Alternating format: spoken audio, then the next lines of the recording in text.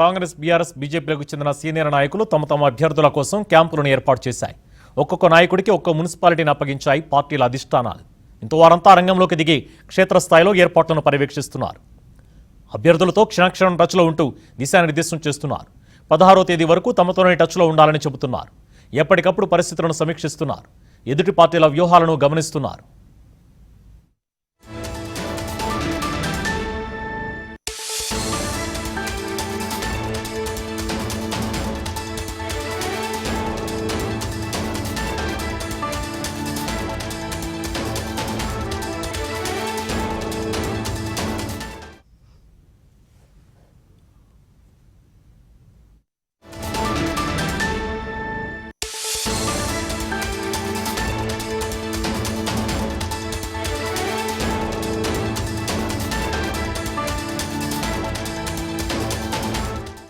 Polling సరళిని బట్టి చాలా మున్సిపాలిటీలలో హంగ్ ఏర్పడే అవకాశాలు ఉన్నాయని అంచనాలు వెలువడుతున్నాయి.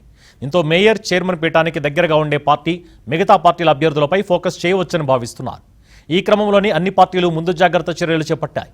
ఎవొక్క అవకాశాన్ని వదులుకోవద్దని, మిగతా పార్టీలకు పావుగా మారొద్దని అభ్యర్థులకు సూచిస్తున్నాయి.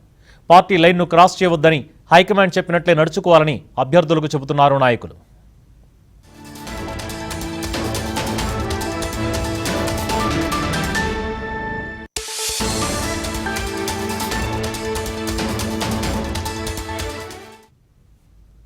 ఇక ఉత్తర తెలంగాణ జిల్లాలపై స్పెషల్ ఫోకస్ పెట్టిన బీజేపీ తమ అభ్యర్థులని ఇప్పటికే అలర్ట్ చేసింది.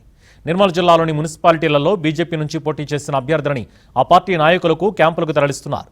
నిర్మల్ ఎమ్మెల్యే బీజేఎల్పీ నేత మహేశ్వరరెడ్డి ఆధ్వర్యంలో అభ్యర్థులంతా క్యాంపులకు బయలుదేరారు. 16వ తేదీ వారంతా క్యాంపులోనే ఉండేలా చర్యలు చేపట్టింది బీజేపీ.